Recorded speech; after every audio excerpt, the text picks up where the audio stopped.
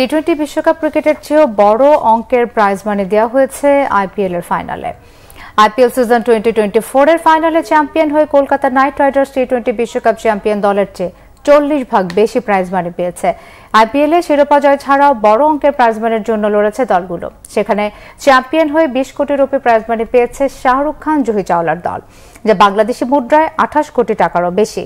এবছর আইপিএল এ অংশ নেওয়া 10 দলের জন্য অংশগ্রহণ ফি ও প্রাইজ মানি মিলে মোট বরাদ্দ ছিল 46.5 কোটি ভারতীয় রুপি, বাংলাদেশি মুদ্রায় প্রায় 65 কোটি টাকা।